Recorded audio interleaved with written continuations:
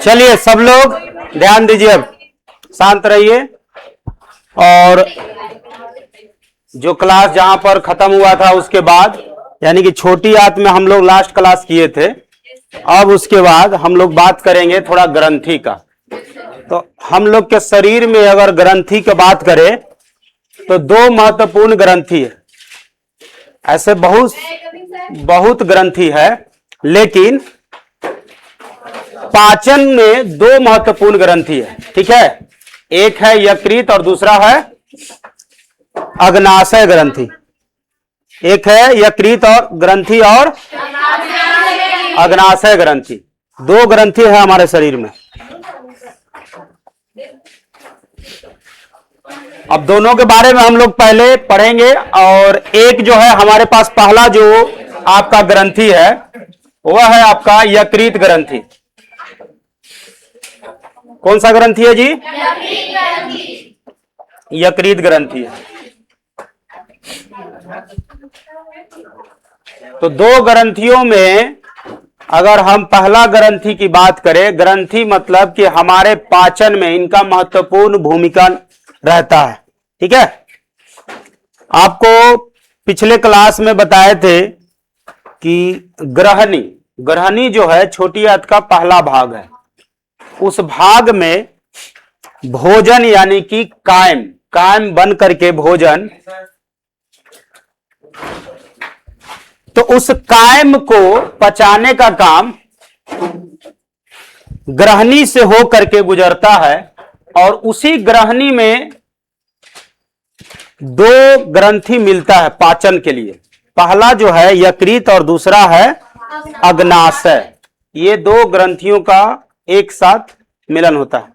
तो वो ग्रंथि कैसे हमारे इस ग्रहणी में आता है, किस प्रकार से आता है, उनको हम आकृति के माध्यम से आपको दिखाने की कोशिश करेंगे, समझाने की कोशिश करेंगे, ताकि आप पूरा बात समझ सके कि हमारे शरीर में पाचन के लिए पाचक रस क्यों जरूरी है। ठीक है, तो हम लोग बात करते हैं यकृत का।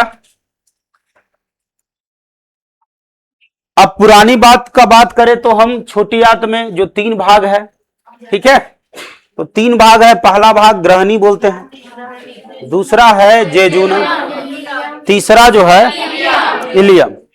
तो दोनों का महत्वपूर्ण भाग है ग्रहणी और इलियम। और बीच वाला जो है जेजुनम, वो क्या करता है, वो भोजन को केवल रोक कर रखता है। ठीक है, पूरा सानने का काम करता है, मिलाने का काम करता है। जो इन ग्रंथियों से पाचक रस आता है स्रावित होकर के, और आंत की ग्रंथियों भी स्रावित होता है, तो इन सबको मिलाने का काम करता है भोजन के साथ। अब यकृत में से जो स्रावित होता है उसका क्या काम है, वो करता क्या है, हम लोग इसके बारे में पढ़े थे। यकृत से पीत रस निकलता है, पिछले क्लास में बता रहे थे।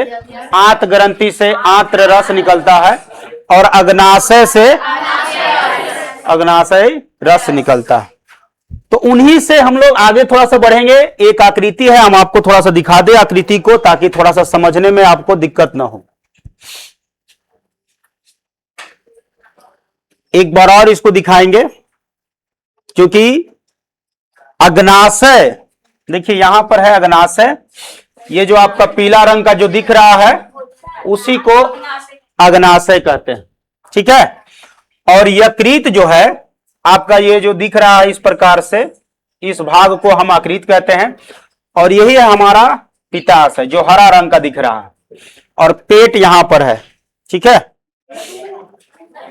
ये पेट है, इसको बोलते हैं उदर गुहा के पास रहता है। उसको क्या बोलते हैं?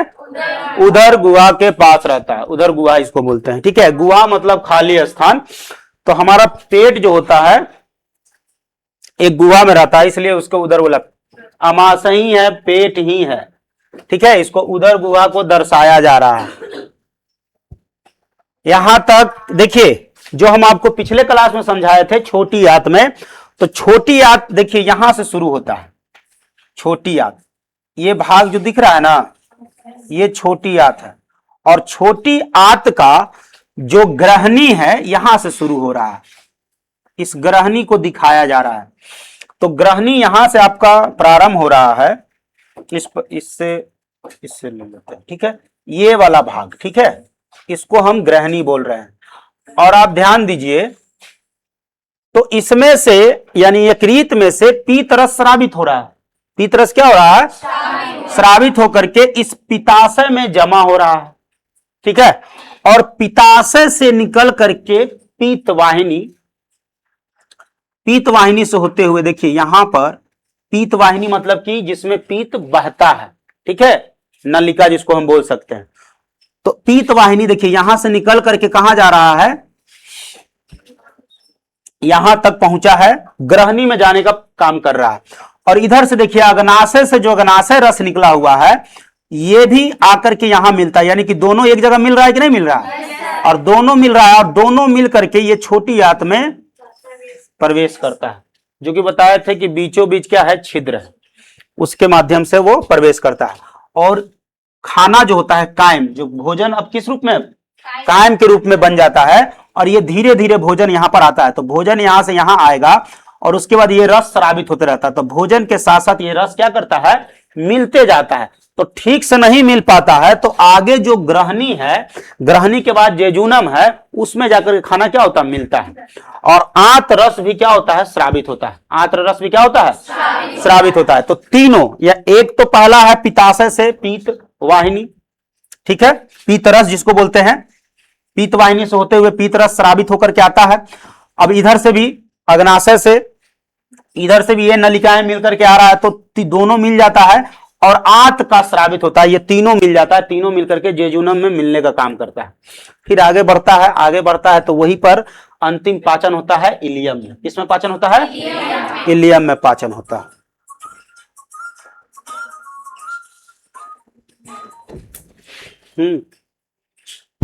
हेलो, हाँ बोलिए, क्या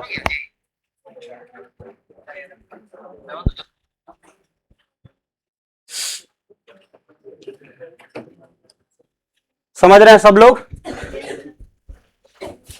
ये पिछले क्लास वाला, ठीक है। अभी जो हम लोग पढ़ने वाले हैं, इस अभी अब आपको बताएंगे, हम आपको पढ़ाएंगे यकृत जो है एक ग्रंथि है, अग्नाशय जो है एक ग्रंथि है, और आहार नाल का ये दो ग्रंथि बहुत बड़ा ग्रंथि है, ठीक है। ऐसे तो हम बोलते हैं कि पूरा शरीर का सबसे बड़ा ग्रंथि यही है यकृत, लेकिन जरूरी पाचन के लिए ये भी बहुत बड़ा ग्रंथि है। हम आपको पिछले क्लास में बताए थे कि इसमें जो है बहुत 400 से अधिक, लगभग 500 करीब इसमें से स्रावित होता है हार्मोन्स, जो कि अलग अलग तरीकों से अलग अलग शरीरों में अलग अलग कार्यों के लिए जरूरी होता है, ठीक है। क्लियर है? क्लियर है जी? तो चलिए हम उन लोगों को थोड़ा सा और विस्तार से समझने का प्रयास करते हैं, ठीक है। जहां जरूरत पड़ेगा वहां फिगर आपको दिखाएंगे अच्छा से।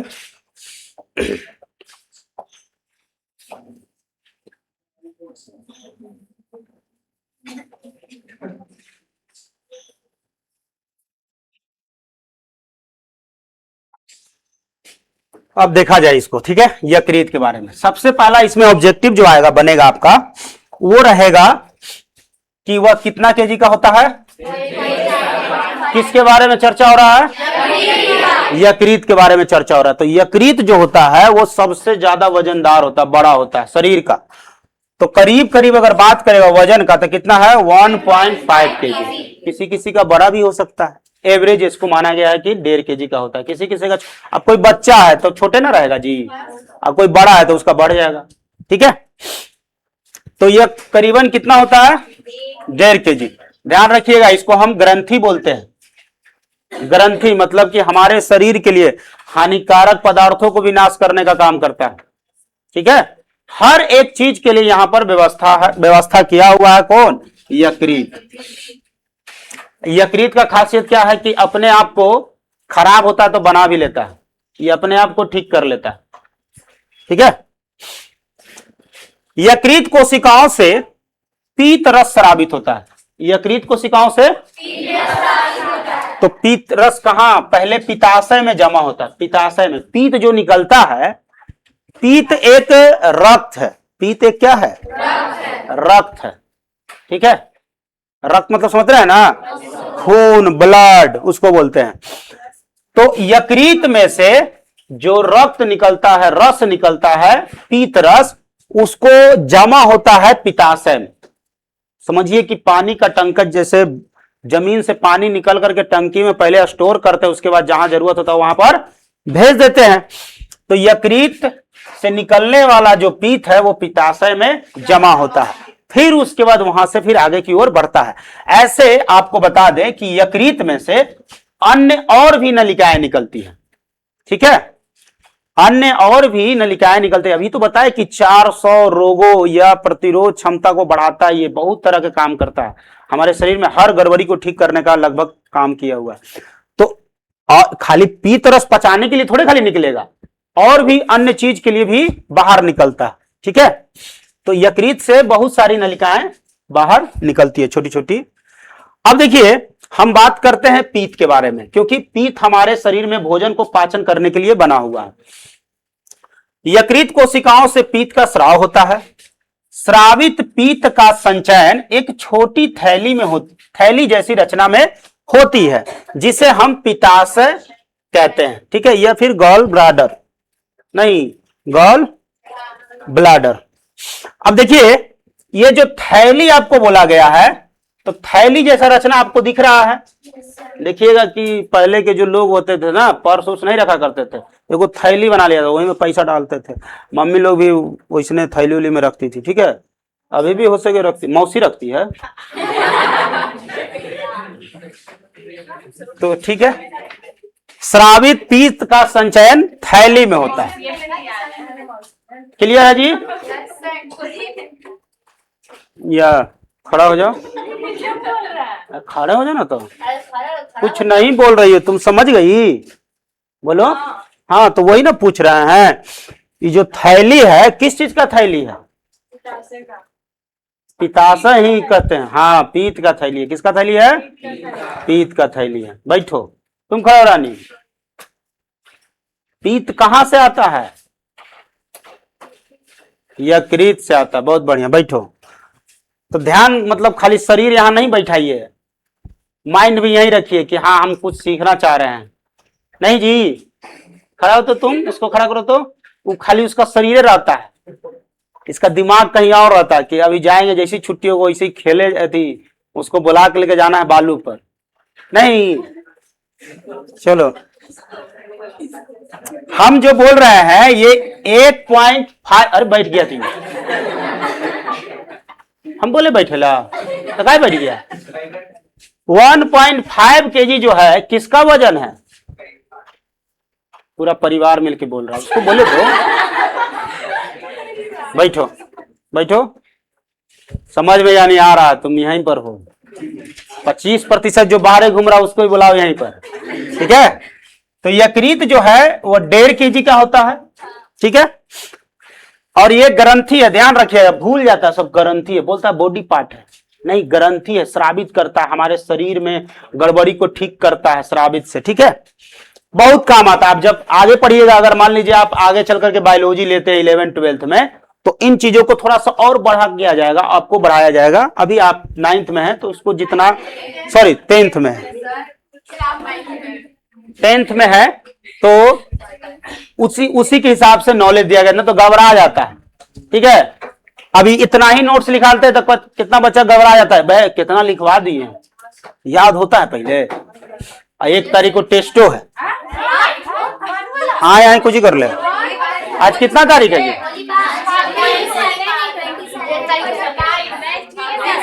आज 26 है। हाँ, संडे को ही बोल रहा है, संडे को ही टेस्ट बोल रहा है। संडे को टेस्ट है, नोट अपना जारी रखिए, ये हम बता नहीं रहे। ठीक है, हाँ, ये आपसे हम परमिशन नहीं मांग रहे कि संडे को टेस्ट ले ले, तो बस याद करते रहिए। वो आपके लिए टेस्ट आपके लिए ही लिया जा रहा है। चलिए जी, आप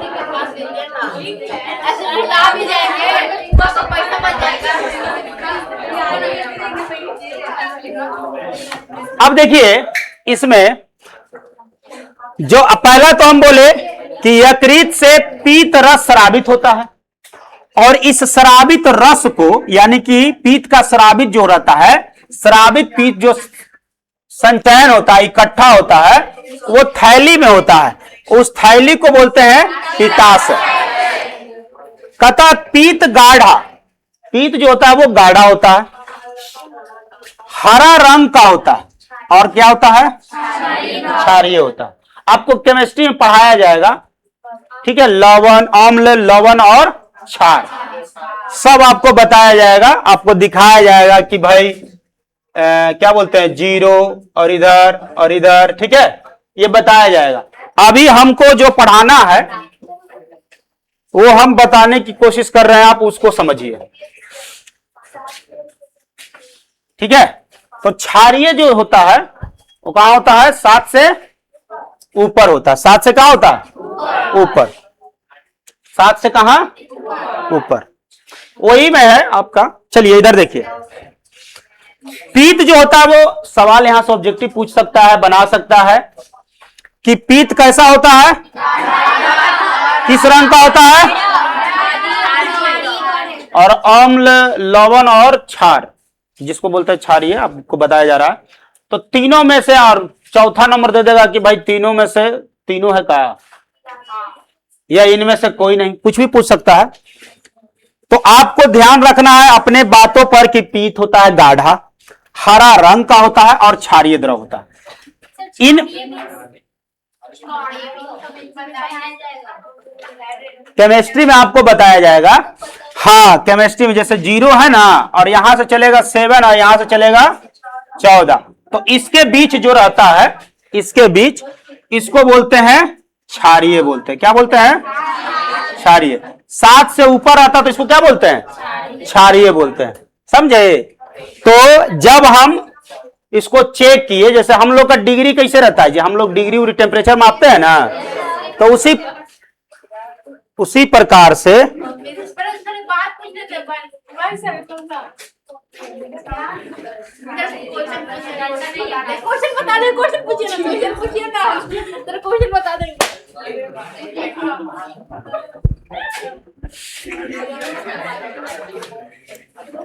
तो क्षारीय द्रव होता है, इनमें कोई एंजाइम नहीं पाया जाता, ठीक है, इनमें कोई एंजाइम कोई एंजाइम नहीं होता। एंजाइम आपको पढ़ाए थे।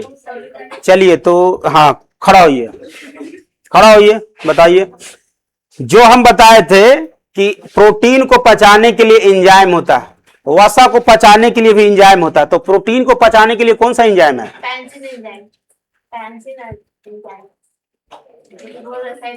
पेंसिलिन। ऐसे ही मालूम है तुम्हारे, ये जो है ना पाकिस्तान का कप्तान था, कैप्टन है, उससे उसको इंग्लिश नहीं आ रहा होता बढ़िया से, तो इंग्लिश में जैसे ही कमेंटेटर लोग बात करता है तो कह रहा है वैसा ही कर रही है पगली। पेप्सिन ना बोलते हैं उसको, पेप्सिन एंजाइम नहीं आता तो बोलो ना, बुढ़ा लड़की। अभी थोड़ा सा ट्रेंडिंग में है वो सब पाकिस्तान लोग का जो है ना, अभी आपका मैच जो चलेगा, पाकिस्तान का वर्ल्ड कप वाला चल रहा है, तो मैच जैसे होता है ना टॉस है, तो टॉस टाइम उससे पूछा जाता है, तो उस समय आप देखिएगा वो गजबे बोलेगा, समझ में नहीं आता, अगलो आदमी वैसे ही कर रहा है, ये कोची बोला, अब हम कोची पूछे, वैसे ही तू साफ से बोलो थोड़ा, वही कर ले। तो पेप्सिन है, क्या है? पेप्सिन एंजाइम, ठीक है। अब नया आदमी से पूछते तो बोलती कि कोची तो बोल रही है।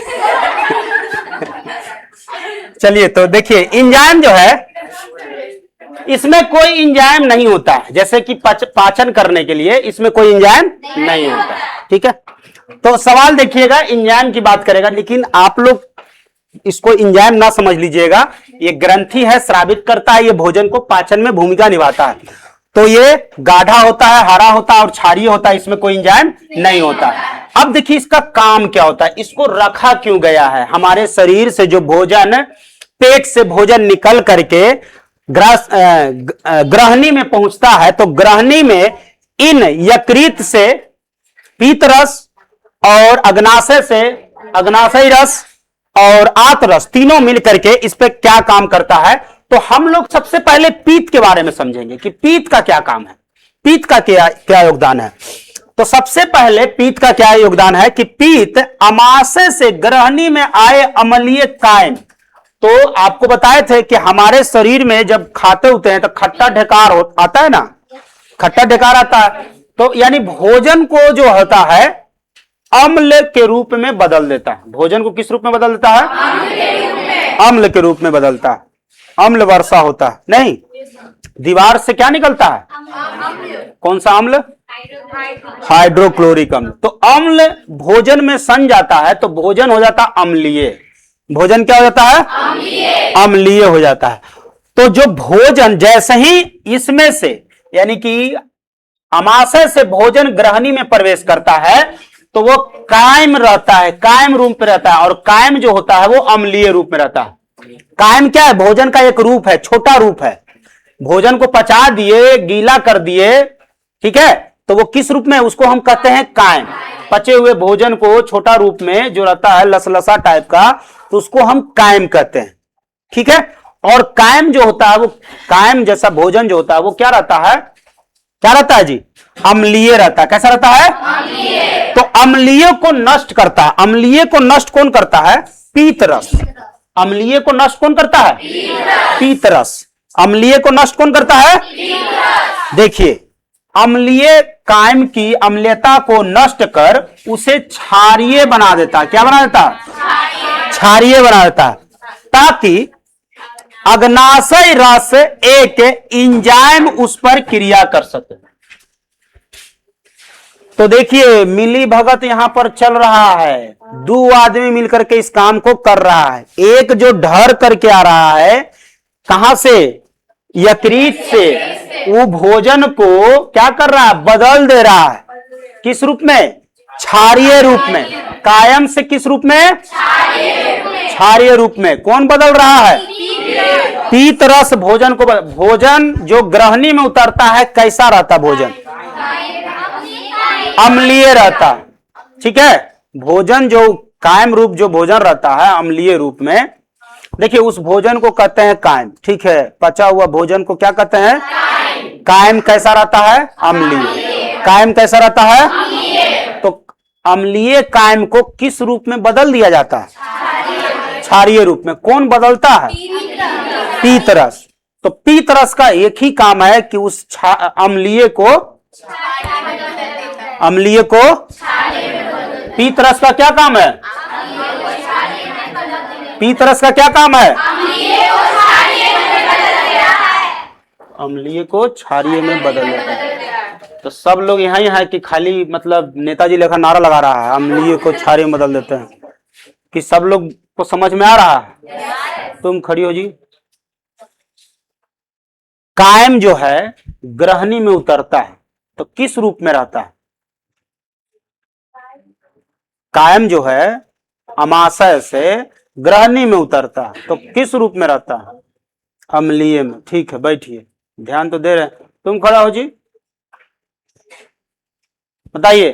अम्लीय में रहता है तो अम्लीय से उसको कौन बदल देता है? क्षारीय में। फिर तुम लोग बोले लगता है एकदम बर्दाश्त नहीं होता, एकदम सर क्या करे, निकल रहा है। बैठो, इतना आसान आसान पूछ देते ना है, एकदम निकलते रहता है। और आसान कैसे हुआ? आपको बार बार बता रहे तब ना आसान हुआ, तो बार बार पढ़िएगा तब ना जाके आसान होगा। यही सब सवाल आ जाएगा तो तुम अम्लीय क्षारीय में पूरा टेंशन में रहेगा, ये अम्लीय होगा कि क्षारीय होगा, अम्लीय होगा, याद नहीं किया। तो अम्लीय हमेशा रहेगा पेट में। पेट से जैसी ग्रहणी में आएगा तो उसको क्षारीय करने का काम करेगा पीत रस। तो बस यही काम करता है। एक काम हो गया, ठीक है, कि क्षारीय में बदल देता है ताकि उस पर अग्नाशय रस एंजाइम उस पर क्रिया कर, तो उस पर काम, यानी कि काम करने का मतलब है पचाने के लिए। पचाने के लिए अगर यह अम्लीय रहेगा, यह हमेशा क्या रहेगा, अम्लीय रहेगा, तो अग्नाशय रस उस पर कोई प्रभाव नहीं डाल पाएगा। ठीक है, तो इसको क्षारीय में बदलता है तब जाकर के अग्नाशय रस का काम होता है। नहीं, जैसे कभी कभी ना दोस्त को बुला देते हैं कि चलना भाई हमरा साथे घूमे, तो बोलेगा कि खर्चा कर बे, तो बोलेगा कि ना पैसा तो ना हो, खाली जाए के हो आवे के हो, पक न जबू। लेकिन जैसे ही बोलेगा कि हाँ भाई खर्चा होता ही ना, चल, तब वो देख थोड़ा सा पहले रेडी रहेगा। वो 3 बार फोन कर देगा, ए भाई वाह जायला बोल ले भाई वाह। चलिए देखिए, क्लियर है। चलिए मौली खड़ा हो जाइए, मौली खड़ा हो जाइए।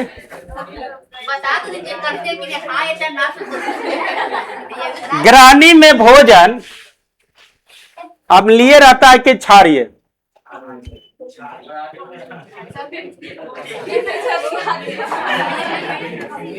अम्लीय, जैसे भोजन जो हो रहा था, क्या बोले हम, ग्रहणी में पूछे। हाँ, ग्रहणी में भोजन अम्ल में के रूप में रहता है कि क्षारीय रूप में रहता है? हाँ, अम्ल रूप में, अम्लीय रहता है ना। क्षारीय फिर कौन करता है? बेसन। बैठो, इसलिए कहते जहां तहां ध्यान न दिया करो, बैठो, इस पर फोकस रखो कि ग्रहणी में अम्लीय कायम को क्या करता है, अम्लीयता को नष्ट कर देता है। तो ग्रहणी में नष्ट करने का काम करता है पीत रस। ठीक है, दूसरा देख लेते हैं। ठीक है, दूसरा पॉइंट कि भाई और क्या करता है, नहीं समझ रहा। अरे बोले तो कि अम्लीय कायम को अम्लता नष्ट कर दिया जाता है, क्षारीय रूप में बदल दिया जाता है ग्रहणी में। कौन में? ग्रहणी में। तो ग्रहणी में जब भी पूछेगा भोजन कायम जो है, उसको नष्ट कर देता है तो वो नष्ट हो, ये बचेगा, क्षारीय बचेगा। हाँ, वाह। अच्छा बताइए, लाल रंग और हरा रंग, लाल रंग और हरा रंग। अब लाल रंग पे हरियर पोत दो तो लाल दिखेगा? हरियर पर लाल पोत देगा ना, तो वो जो है ना ललका सूख के दम थी चमकीला बन जाता है, हरा टाइप का। हाँ, रंग का होली, होली नजदीक आ रहा है ना।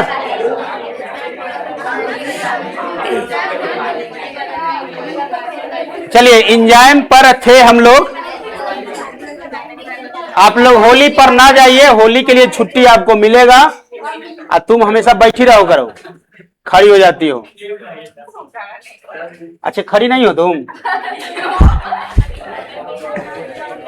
ठीक है, नेहा हमेशा बैठी रहती है। चलो देखो, पीत जो है, अब लवण की बात, पीत के लवणों की, पीत के लवणों की सहायता से भोजन के वसा का विखंडन, भोजन का विखंडन। तो एक बात क्लियर हो रहा है, देखिए ध्यान से, हम यहां पर समझ रहे हैं अम्ल जो है वो कहां है, पेट में है। अम्ल कहां है? और अम्ल को नष्ट कर रहा कौन? पीत रस। और उस भोजन को बदल दे रहा है क्षारीय में। अब देखिए यहां पर एक नया पॉइंट को समझिए कि पीत के लवणों की सहायता से, यानी कि पीत में क्या पाया जाता है? लवण। पीत में क्या पाया जाता है? तो पीत के लवणों की सहायता से भोजन के वसा का विखंडन होता है। भोजन के वसा का विखंडन तो समझ ही रहे हैं कि टूट जाना। ठीक है, हम लोग खाते हैं तेलीय पदार्थ, ठीक है, तो देखिएगा कि पनिया में, पानी में अगर हम लोग तेल डाल दे तो उसको कहिएगा कि भाई मिल पनिया में, तो मिलता है? नहीं मिलता है, मिलबे नहीं करता। घोरिएगा फिर खड़ा हो जाएगा ऊपर इकट्ठा नहीं। तो ये विखंडन जो है समझ में आता है कि भोजन को तोड़ने का काम करता है, छोटा बनाने का काम करता है। यहां पर जो है पाइसीकरण, इसको क्या बोलते हैं? तो पाइसीकरण का क्या काम है? पाइसीकरण मतलब जो वही जो तेल पदार्थ है उसको क्या करता है? पानी और तेल को साथ में मिलाने का काम करता है, मतलब कि छोटा छोटा रूपों में इसको तोड़ने का काम करता है। अब पानी और तेल को कैसे मिलाइएगा जी? भोजन और रस को कैसे मिलाइएगा? तो मिलाने का काम जो है वही कहलाता है पाइसीकरण। समझे? मिलाना, तेल मट्ठा माते हैं ना, बस फिल्म में देखे मट्ठा कैसे माइएगा, मिक्सी चला देते सीधे, हटाओ ना मैं लेंगे। तो हाँ, दलघोटनी जो होता है ना उससे पानी मिलाने का कोशिश कीजिएगा तो पानी तो रहेगा लेकिन तेल अलग हो जाता है। तो तेल और पानी का मिलना या फिर जो भी है श्रावित, सबको मिलाने का काम क्या कहलाता है? पाइसीकरण का। तो देखिए यहां पर वसा जो होता है, तेलीय पदार्थ में वसा पाया जाता है, फैट पाया जाता है। तेलीय पदार्थ में फैट पाया जाता है। कभी कभी ना बोलता है काजू किशमिश, ये सब जितना भी आपका बीज है सभी बीजों से तेल निकलता है। सभी बीजों से क्या निकलता है? तो तेल निकला मतलब क्या है? वसा। सभी बीजों से क्या निकलता है? क्या वैसे सोया हुआ है जी? माथा दर्द कर रहा है तुमको? चलो बढ़िया से खड़ा रहो। तो पाइसीकरण समझा रहे हैं। तो पाइसीकरण क्यों जरूरत पड़ता है? क्योंकि जितना भी हम लोग वसा चीज खाते हैं तो वसा चीज तेलीय होता है, और तेलीय को पचाने के लिए, तोड़ने के लिए, तेल को मिलाने के लिए ये पाइसीकरण का उपयोग किया जाता है। तो पीत के लवणों की सहायता से, तो पीत में तो पाता है लवण। पहला हम लोग क्या देखे कि पीत रस का क्या काम है? अम्लीय को क्षारीय में बदलना, ताकि तभी जाकर के अग्नाशय वहां पर उस पर क्रिया करेगा। तो आपका पहला यही काम रहेगा पीत में कि अम्लीय को क्षारीय में बदल देना, पहला यही है नियम। और दूसरा नियम है कि पीत में रहता है लवण। पीत में क्या रहता है? लवण, जो कि भोजन के वसा को, तो जो भी वसा रहेगा तो विखंडन तोड़ेगा और पाइसीकरण करेगा, होता है, ताकि वसा को तोड़ने वाले एंजाइम उस पर आसानी से क्रिया कर सके। ठीक है? तो ये दो काम करता है, एक काम करता है वसा पर, ठीक है, और एक काम करता है कायम पर, अम्लीय कायम पर। ठीक है? अम्लीय कायम पर इसको अम्लीय को क्षारीय बनाता है और वसा को विखंडन और पाइसीकरण करता है, ताकि जो भी आपको पता होगा ना जी, तुम खड़ी हो जाओ, तुम हाँ खड़ी हो जाओ। वसा को पाचन कौन करता है? वो तो पाचन होकर के ना बदलता है जी। पाचन कौन करता है? फिर बोलते जा रही हो, सुनाई देता हमको, फिर इधर बोल रही है। अरे नहीं ना, याद बात कर रही हो। हाँ बोलो, क्या बोल रहा था? आशा सिंह उधर से आप पता चल गया होगा। थोड़ा सा उधर बतियाएंगे ना सहेलियां, बस हो जाएगा। उसके बाद ऐसे बोलेगा एकदम आप बढ़िया से, सर बता रहे हैं, हो गया है तो बता कहां से रहा, इसलिए बगल में आते हैं ताकि जकर मुंह चले ओकरे पीटे। एक तो अपनों याद नहीं करो, वो भी देखेगी बुक में, वो भी चला के बुक में से देख ले, वो बात बताएगा। तो विखंडन और पाइसीकरण करता है। पाइसीकरण से उसके बाद आसानी से वसा पर क्रिया किया जा सके, यानी कि वसा का पाचन किया जा सके।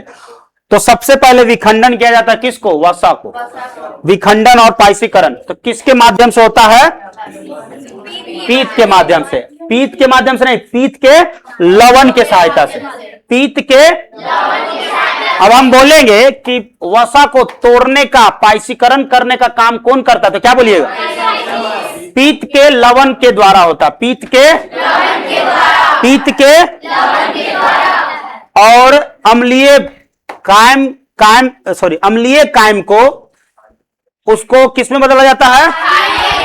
क्षारीय रूप में। चलिए पगली के बैठो। गैस्ट्रिक लाइपेस, गैस्ट्रिक सब चिल्लाते रहता मन में, किताब से कॉपी से देख के। ठीक है, समझ में आया जी? तो पाइसीकरण और विखंडन, ये बहुत गौर से हमको समझ रहा, सुन रहा है विद्यार्थी। बता देगा बच्चा, नहीं बताएगा तो आशीष बताएगा फिर। पाइसीकरण क्यों होता है?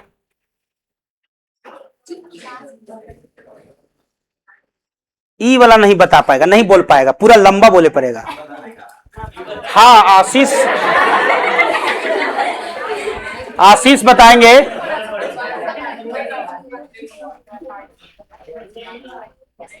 चलिए आशीष, पहले खड़ा हो जाइए ठीक से, बताइए।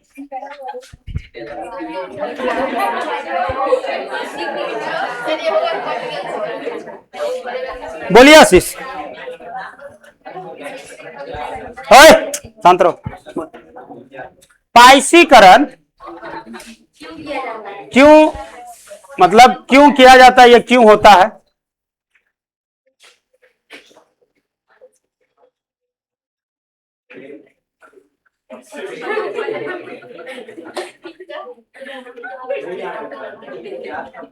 इसको तुम जान रहा है जी, बताएगा, बोलो।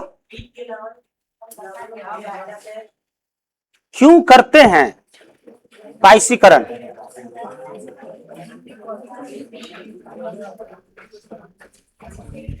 वसा को पचाने के लिए, वसा को पचाने के लिए। शरीर खाली रख रहा है, दिमाग घर ये है कि माथा दर्द के हिसाब से चल जाते घरे ना। बैठो बैठो दोनों, समझे? पाइसीकरण या विखंडन वसा को पचाने के लिए किया जाता है। और ये पाइसीकरण विखंडन क्यों होता है? तो पीत के लवण की सहायता से होता है, पीत के लवण सहायता से किया जाता है। वसा पचेगा क्योंकि प्रोटीन जैसे पचता है वैसे ही वसा भी पचता है। तो इनमें महत्वपूर्ण भूमिका जो है वो पीत का रहता है। ठीक है, इसमें महत्वपूर्ण भूमिका किसका रहता है? पीत का रहता है। तो चलिए अब दूसरा ग्रंथि जो है अग्नाशय ग्रंथि। दूसरा क्या है? अग्नाशय ग्रंथि है। इसमें आकृति आपको बड़ा देखने को मिलेगा। ठीक है, थोड़ा छोटा कर दिया है ताकि आपको बढ़िया से समझ में आ जाए। अब हम बात करते हैं, पहला चीज तो इसमें देखिए, पहला चीज आप देखिए, यहां नहीं दिखाई दे रहा ये वाला, यही ठीक था। देखिए इस प्रकार से पत्ता लिखा है नहीं, और ये इस प्रकार से। अब देखिए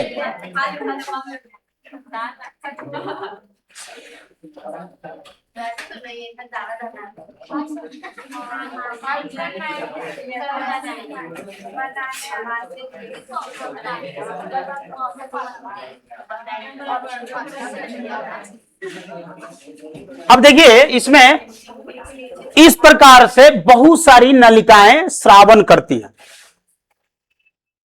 मिक्स है, मतलब समझे कि ये एक पॉइंट इधर से देख लीजिए, ठीक ना, एक यहां पर ग्रंथि देख लीजिए, एक ग्रंथि यहां है, और ये बीच में जो आपको दिखाई दे रहा है इसको बोलेंगे नलिका बोलेंगे। और सभी ग्रंथि अपने से स्रावित करके इसी नलिका में भेजते हैं। तो सभी का अलग अलग स्रावित होता है, और अलग अलग स्रावित रस जो होता है वो मिक्स हो जाता है, और मिक्स होकर के इसी नलिका द्वारा बाहर आता है, जो कि आपको दिखाई दे रहा होगा, है ना। ये नलिका है, और ये नलिकाएं सभी से स्रावित होकर के, सभी ग्रंथियों से स्रावित, मिक्स ग्रंथियों का बना है ये अग्नाशय। तो सभी ग्रंथियों से थोड़ा थोड़ा रस स्रावित होकर के इकट्ठा होकर के इसी नलिका द्वारा आता है, और फिर ग्रहणी में प्रवेश करता है। ठीक ना।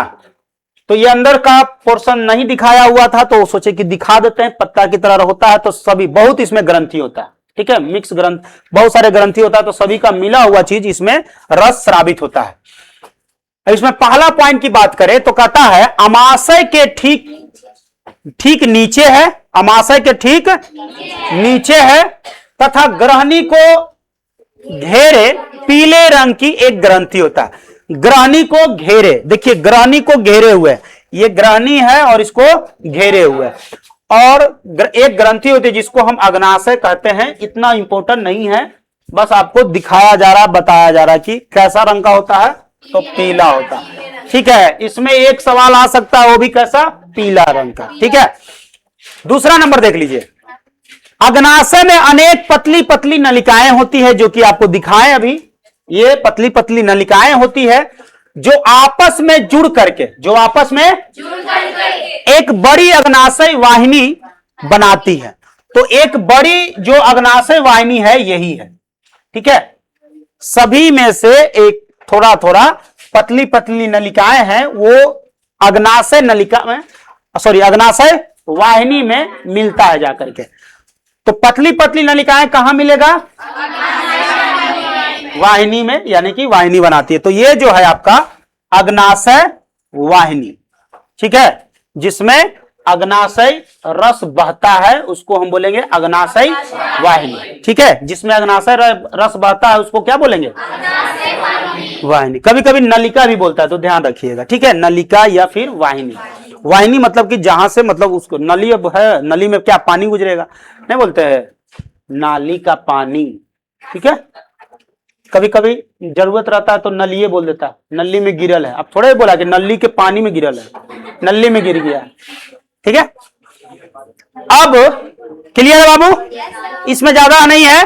पतली पतली जो नलिकाएं होती है सब आपस में जुड़ जाती है और जुड़ करके क्या बनाती है, अग्नाशय वाहिनी, जो कि आपको यहां पर बताया अभी। ठीक है, बता दिए ना, देख लीजिए, छुप गया था, बताए तो। अब दूसरा बात करते हैं, आगे इसमें बढ़ते हैं। अग्नाशय वाहिनी तथा मूल पीत वाहिनी। अब ध्यान दीजिए, अग्नाशय वाहिनी और मूल पीत वाहिनी। अब ध्यान दीजिए, अब क्या होता है कि इस यकृत में से कुछ नलिकाएं बाहर आती है, बहुत सारी नलिकाएं बाहर आती हैं, और पीत में से भी नलिकाएं बाहर आती है। देखिए ध्यान से, इसमें से एक नलिका इधर से आया हुआ है, एक नलिका इधर से आया हुआ है, एक नलिका इधर से आया हुआ है। तो तीन नलिका आपको दिखाई दे रहा है, तीनों नलिकाएं मिल जाता है। और ये पीताशय से भी एक नली निकलता है, वो भी मिल जाता है। तो सारी नलिकाएं एक ही में मिल जाता है। तो सारी नलिकाएं मिल जाता है एक ही में, तो इसको हम बोलते हैं पीत वाहिनी बोलते हैं। जैसा कि यहां पर सारी नलिकाएं एक साथ मिल गया तो इसको क्या बोले, तो सारी नलिकाएं एक जगह मिल गया तो अग्नाशय वाहिनी, और पीत की सारी नलिकाएं एक साथ मिल गया तो उसको पीत वाहिनी। ठीक है, तो इसका पूरा नाम है मूल पीत वाहिनी। तो इधर से देखिए, मूल पीत वाहिनी इसको बोलेंगे, इस नलिका को क्या बोलेंगे, यहां से यहां, तो सब मिल गया इसलिए इसको बोलेंगे मूल पीत वाहिनी। कहां से कहां तक, ध्यान दीजिए, इस जगह से सब मिला हुआ है ना, तो इसको बोलेंगे मूल पीत वाहिनी। यहां देखिए ये सब मिला हुआ है ना, तो जब मिल रहा है तो इस जगह को हम बोलेंगे अग्नाशय वाहिनी। ठीक है, सभी जब मिल जाएगा, मिक्स हो जाएगा, तो इसको बोलेंगे अग्नाशय वाहिनी और इसको बोलेंगे मूल पीत वाहिनी। तो सब मिल जाएगा। तो मूल पीत वाहिनी और अग्नाशय वाहिनी ये कहां मिल करके जा रहा है, एक बड़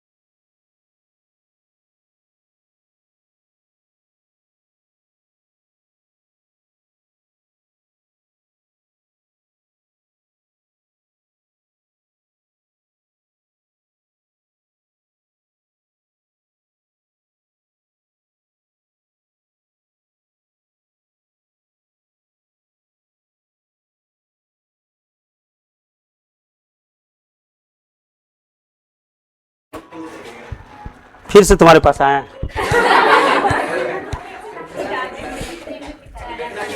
नहीं हो गया, थोड़ा देर के लिए बुता होगा। चलिए जहां बुता है वहां काट देंगे, बोलेंगे इशारा से समझने से।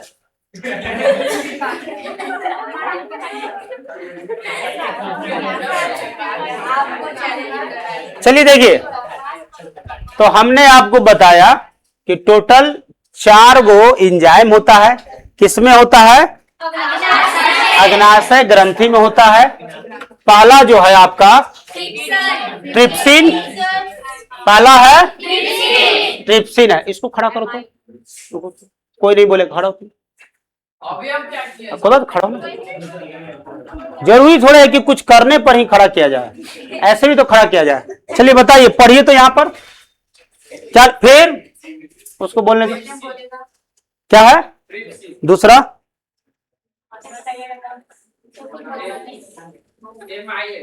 एमाइलेस, ठीक है। दूसरा अकेला ही अकेला बोलना है सबको, जो सब दोहरा रहा है पीछे पीछे। बैठ जाओ। आशीष बोलिए।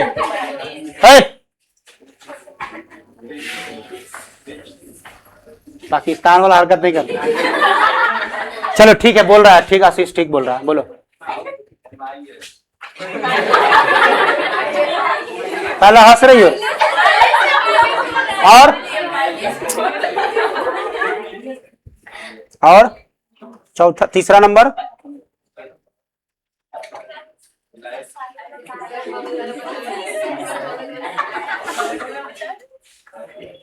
चलिए कल फिर पूछेंगे, ठीक है? बैठो, कल नहीं आएगा तो परसों पूछ लेंगे।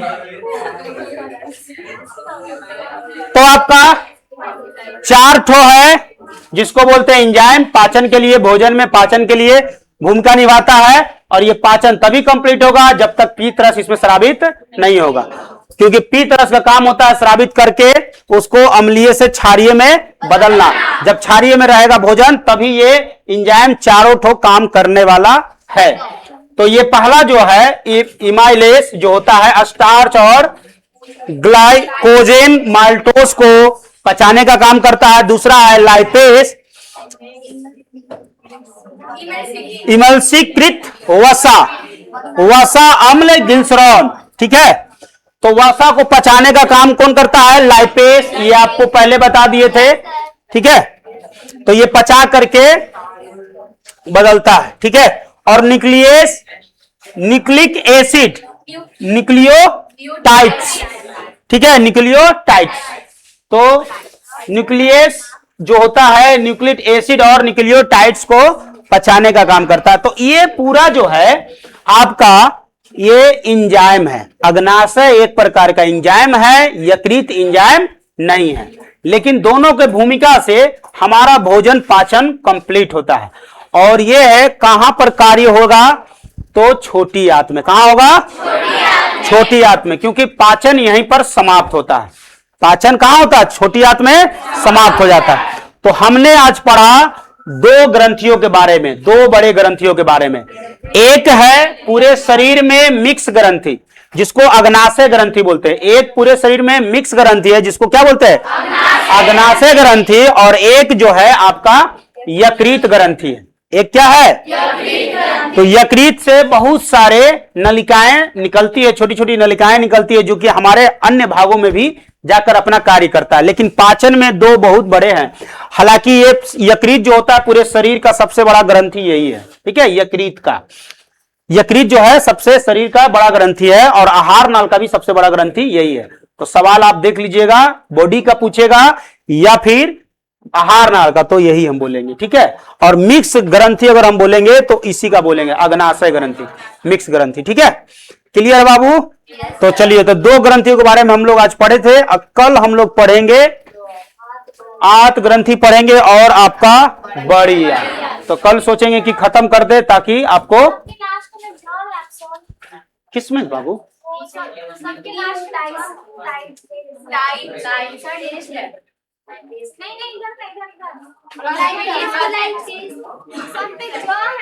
इसमें अच्छा स है, ज है, जहाज वाला। अच्छा लाइपेज।